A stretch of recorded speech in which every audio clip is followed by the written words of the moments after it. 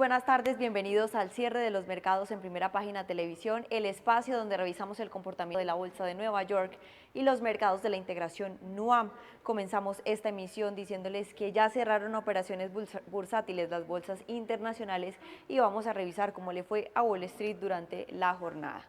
Como podemos observar, el Dow Jones finaliza con una caída leve del 0,13%, es decir, que retrocedió 66 puntos, todavía se mantiene sobre los 50.100 puntos a pesar de que tiene pues esa caída. Por su parte, el Standard & Poor's 500 también registra variaciones negativas o más o menos digamos que se mantiene en ese rango de los 6.941 y el Nasdaq, que es el último de sus índices, también finaliza con caída del 0,16% en 23.066 unidades, por lo que las tres bolsas del Dow Jones pues finalizaron la jornada en caídas. Les cuento que el Dow Jones operó prácticamente sin cambios este miércoles luego de que un informe de empleo mejor a lo esperado no lograra sostener el impulso alcista inicial.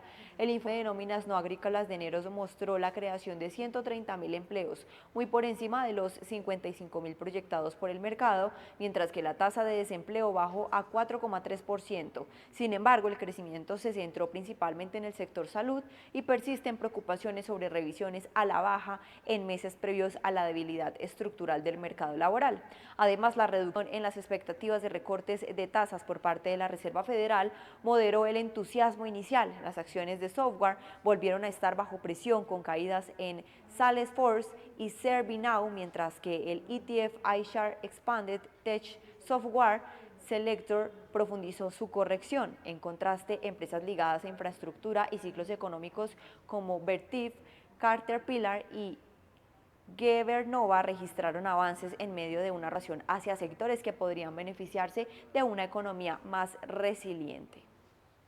Tras revisar esta información, veamos cómo cerraron los mercados de la integración NUAM, iniciando con la Bolsa de Valores de Colombia, que en el cierre de esta jornada también presenta comportamiento negativo en línea con ese índice internacional, esos índices internacionales. El Colir desciende 2,25% en 1.514 puntos, mientras que el Colcap también baja 1,75% en 2.375.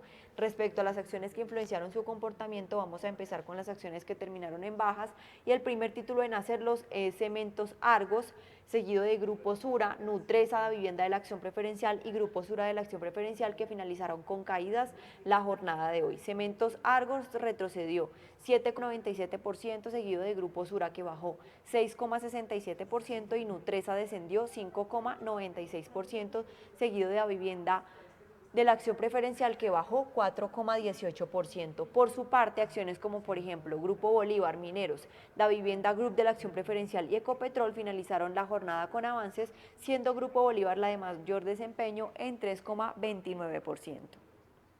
Y en noticias del mercado colombiano les cuento que José David López, quien es gerente de inversiones de Manfre, señaló en Primera Página Radio que el índice Colcap acumuló valorización cercana al 75% en los últimos 14 meses, al sumar un alza del 50% en el 2025, un 15% adicional en los primeros meses del año y un rendimiento promedio por dividendos cercanos al 10%. El Colcap en Colombia subió 50% en el 2025. Se valorizó 50%. De enero a febrero, o sea, en 2 meses, lo ha seguido haciendo 15%. Entonces ahí va el 65%.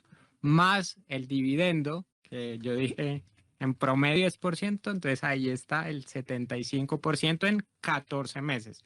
Y la pregunta que hacen todos los días, pero es que entonces ese 75% es una burbuja. No, veníamos demasiado castigados, pero demasiado castigados. Recordemos que hace un par de años acá en esta mesa hablábamos que el mercado de Colombia de acciones se iba a ir al mercado frontera, que lo iban a sacar del mercado emergente y lo iban a sacar al mercado frontera, que eso qué es, pues es de lo peor que hay en los mercados accionarios en el mundo.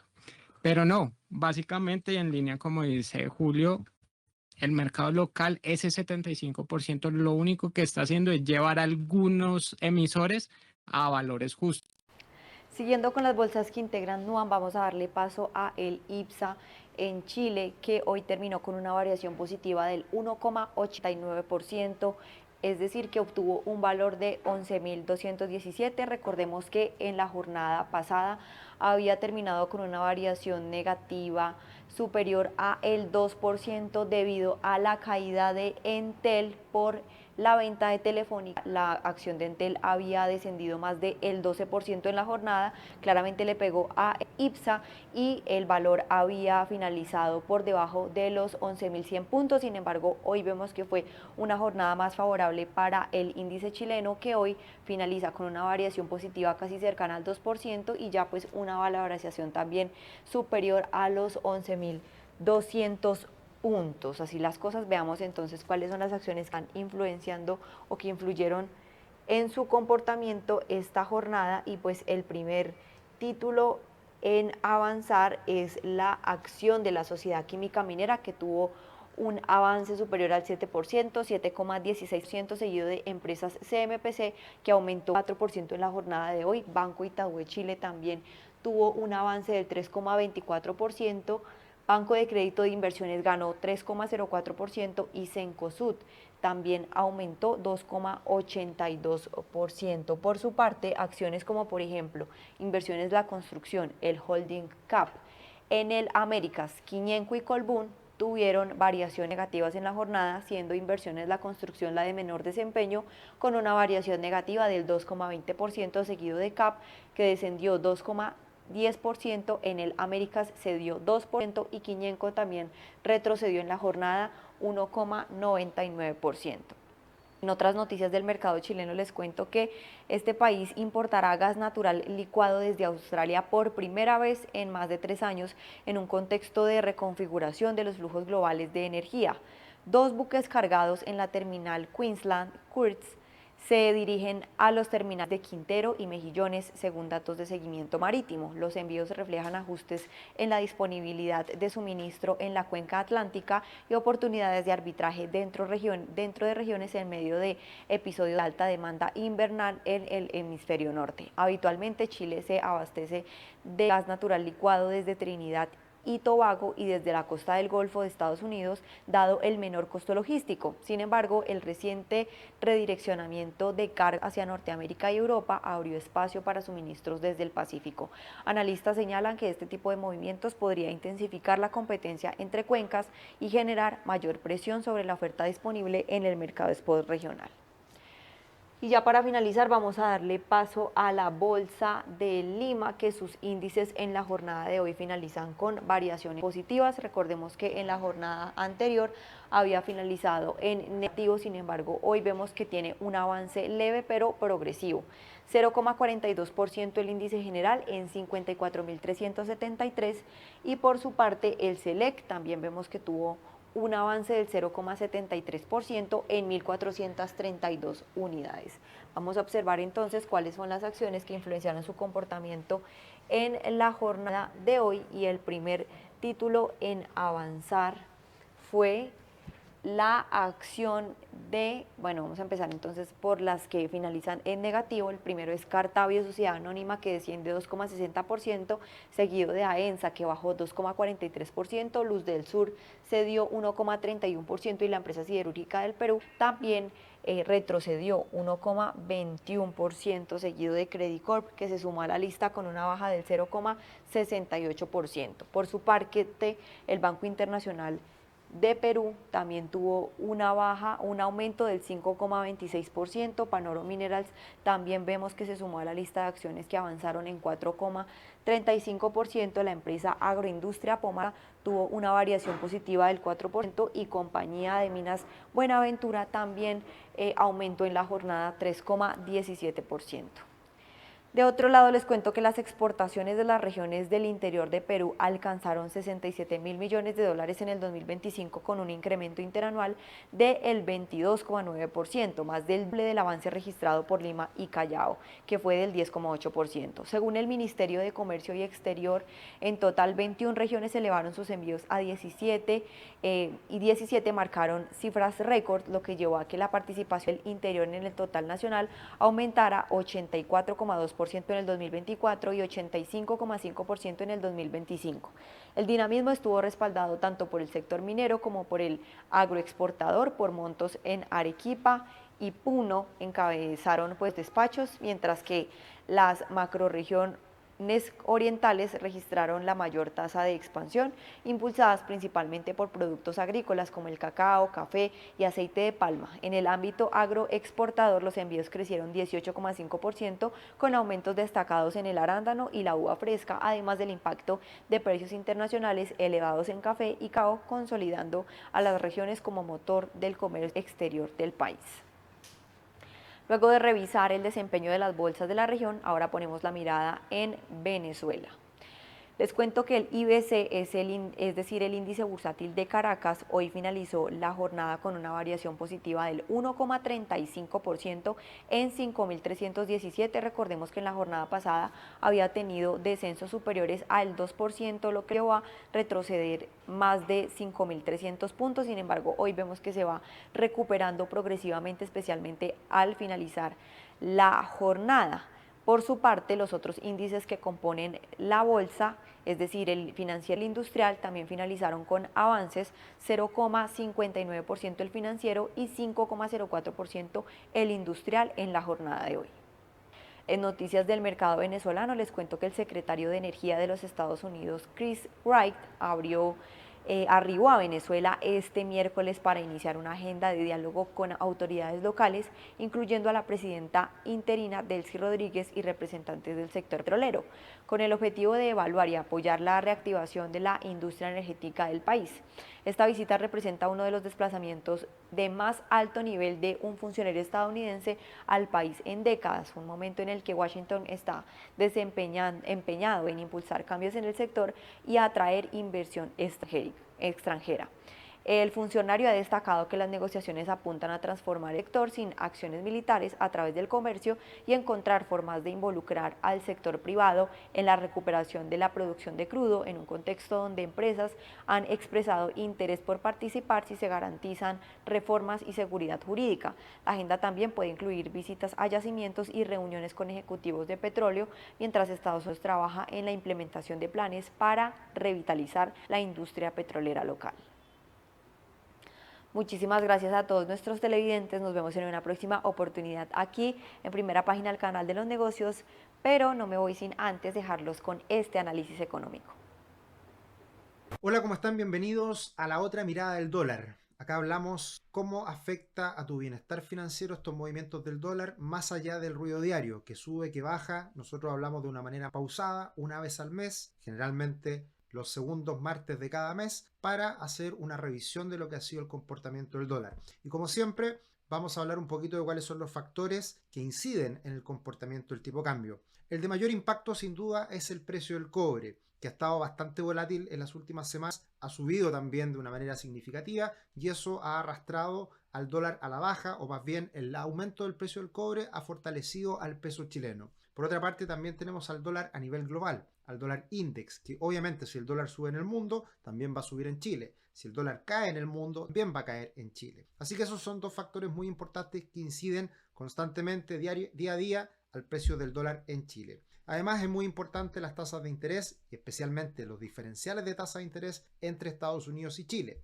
En Estados Unidos se espera que bajen las tasas un poquito más y en Chile ya al parecer las tasas no van a bajar tanto más, quizás una vez más en lo que resta este año, pero evidentemente que esas diferenciales de tasas, lo que cuesta el dinero en Estados Unidos versus lo que cuesta el dinero en Chile, esa diferencia es importante también para valorizar al tipo de cambio. Todo esto se manifiesta en flujos de dinero hacia y desde Chile, como la balanza comercial, la cuenta corriente y la balanza de pagos. Y en términos fundamentales, siempre es muy importante mirar o observar el tipo de cambio real, que es una medida, un índice que el Banco Central de Chile analiza de forma constante, en donde se considera al peso chileno comparado con una canasta de 20 monedas, en donde las cuales nosotros comercializamos nuestros bienes y servicios con esos países y esto se deflacta por inflación. Así que ese es un indicador muy importante que muestra desde cierto punto de vista el aspecto más fundamental del valor del tipo de cambio. Y es un índice que constantemente también lo revisamos en este video. Y por último,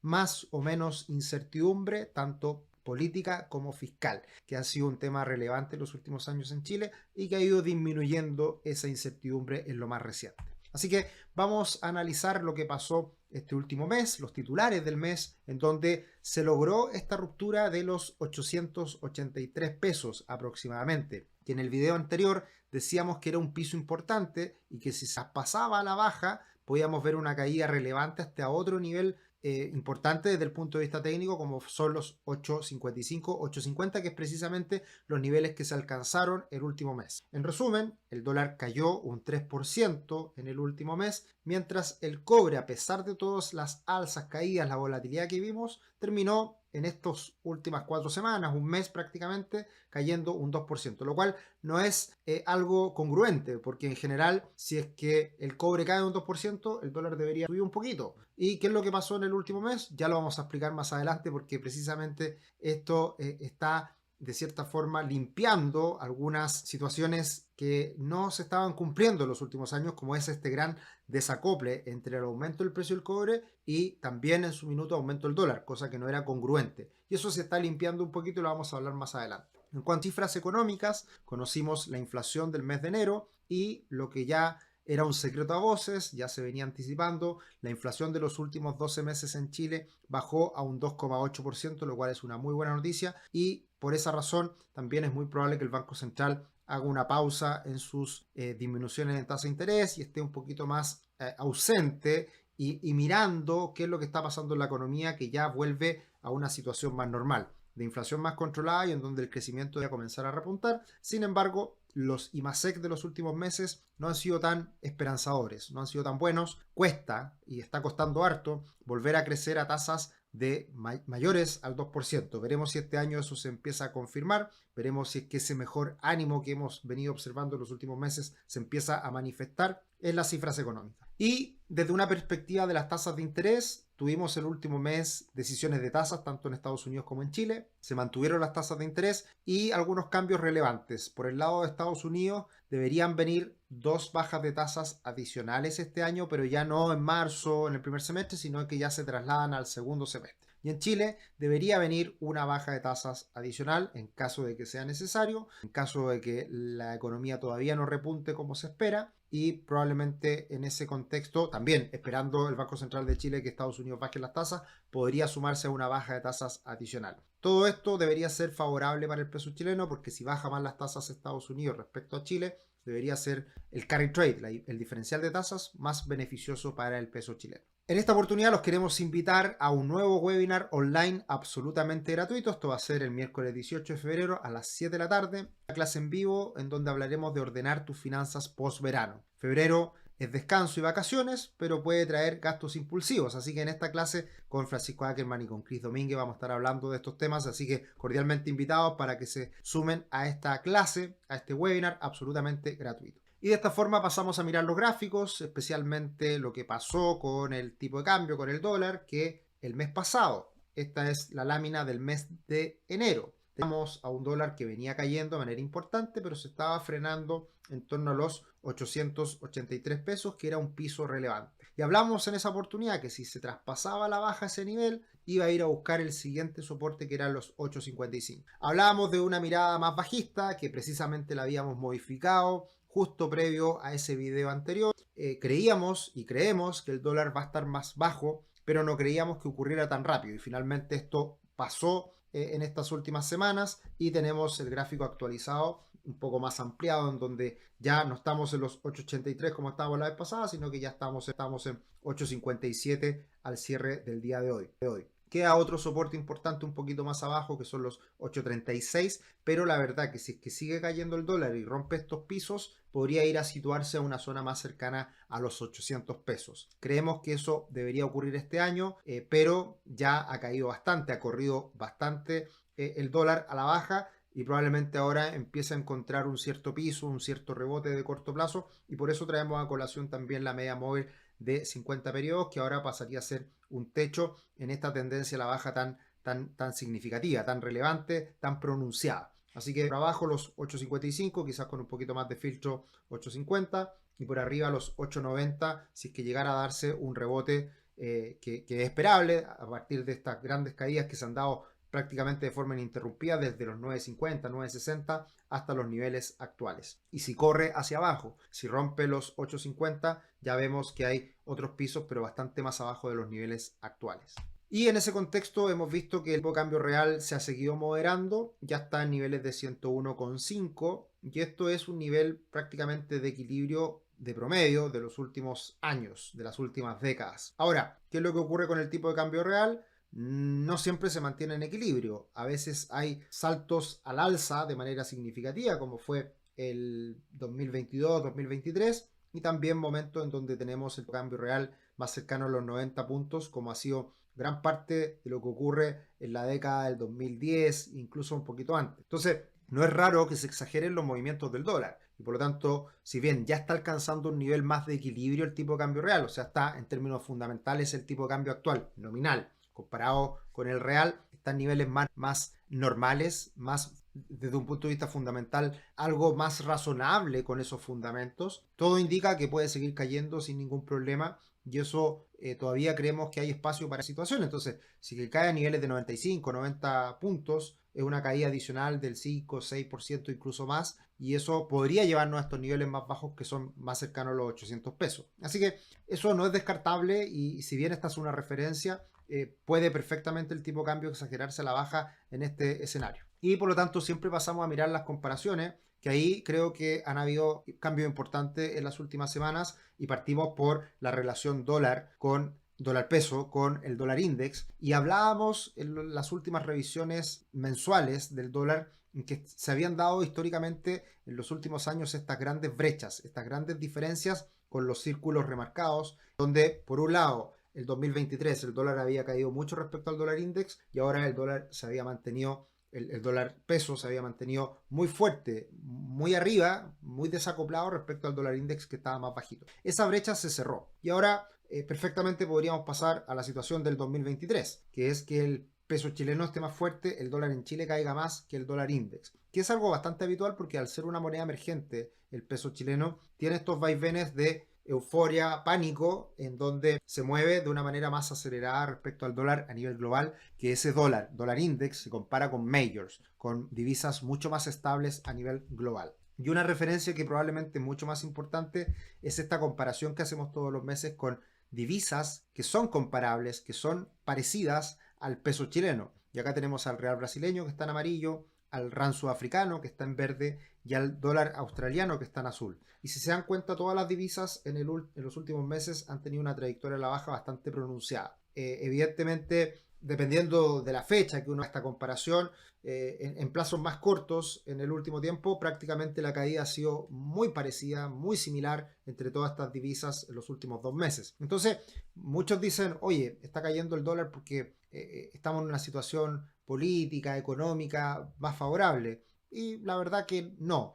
Obviamente que eso quita ruido y eso deja espacio para que las cosas funcionen más libres, sin esa distorsión, sin ese ruido interno que teníamos durante tanto tiempo en Chile. Se elimina ese ruido interno, se elimina esa incertidumbre, por lo tanto nos empezamos a acoplar mucho más a situaciones externas. Y obviamente que toda esta caída de estas divisas relacionadas a materias primas tiene mucho que ver con todo el salto que se ha pegado los metales preciosos en el último tiempo y particularmente el cobre. Entonces, probablemente la única brecha que todavía sigue siendo amplia y que faltaría mucho para que se cerrara esta brecha es la relación peso chileno con el cobre. Y esa relación es enorme. Y desde esa perspectiva, el dólar en Chile puede caer mucho, o más bien el peso chileno se puede fortalecer mucho para acercarse a un comportamiento más parecido al cobre. Ahora, ¿qué es lo que muy probablemente va a ocurrir? Es que el cobre ha subido mucho y hemos visto mucha volatilidad, muchos movimientos exagerados en el cobre en el último tiempo. Y si es que llegara a corregir un poquito el cobre y cayera de los $6 la libra a 5,5, seguiría siendo un precio del cobre muy bueno que debería ser muy beneficioso para la economía chilena, tanto a nivel de exportaciones, de ganancias de Codelco, de las mineras, de pago de impuestos, de mayor inversión, etc. Pero sigue siendo un cobre muy bueno en los 5,50. Y ahí lo que yo creería que podría pasar en el futuro es que el peso chileno se siga fortaleciendo y a pesar de que el cobre podría caer, corregir, esa brecha se puede ir cerrando. Entonces yo creo que todavía le queda bastante espacio al peso chileno para recuperarse, para cerrar esta brecha con el cobre, que ha sido tan grande en el último tiempo y que en algún momento, como digo, se va a cerrar. Evidentemente, si el cobre sigue subiendo a 6, a costarse sobre los 6, sobre 6,50 o incluso llegar a 7, que algunos mencionan, obviamente que el peso chileno se podría fortalecer con mucha más fuerza, pero no es necesario que ocurra eso para que el peso chileno se siga fortaleciendo, porque esta brecha sigue siendo bastante amplia. Así que teniendo todo esto en cuenta, ¿qué esperamos para el dólar en este próximo mes y lo que viene del año? Bueno, la caída se frena en el soporte ubicado en los 8.55, 8.50, que son precisamente los niveles de soporte que mencionamos en el video anterior. Se ha cerrado la brecha respecto al index y se ha cerrado la brecha respecto al tipo de cambio real, pero aún sigue siendo amplia la brecha respecto al cobre, así que por ahí todavía hay espacio para que el dólar siga cayendo. En caso de romper los 850 pesos el dólar, podríamos ver otra caída acelerada a un nuevo escenario de equilibrio. ¿Y cuál es ese escenario de equilibrio que creemos nosotros? Que podría estar en torno a 800 pesos y podría mantenerse en un rango más amplio, obviamente entre 800 a 850 pesos, que ese podría ser el nuevo escenario de equilibrio y encontrar en niveles cercanos a los 800 pesos un nuevo piso. Así que esa ha sido la actualización para esta visión mensual del dólar. Hace rato que nosotros veníamos siendo bajistas para el tipo de cambio, eso ya se está concretando. No nos sentíamos muy cómodos al invertir en el extranjero con un tipo de cambio que podía caer. De hecho, la principal referencia en el último tiempo fue que el S&P 500 el año pasado subió un 17% y el dólar en Chile cayó un 10%. O sea, la rentabilidad ajustada por tipo de cambio fue bastante menor en acciones internacionales y eso podría seguir manteniéndose y de hecho se sigue manteniendo en la actualidad por las caídas adicionales que se han visto en el dólar. Así que por eso hemos estado más especificados, hemos estado apostando más por renta fija en Chile, por estar invertidos mayormente en moneda local y eso puede empezar a cambiar ahora porque nos sentimos mucho más cómodos ahora con un dólar más cercano a 850, 800 pesos para volver a invertir en el extranjero y empezar a aumentar un poquito las posiciones en dólar porque ya nos parece menos relevante las caídas adicionales que pudiera tener el dólar y por lo tanto nos sentimos más cómodos con los niveles actuales, que son niveles que creemos responde de mejor manera a los fundamentos que hay detrás del peso chileno.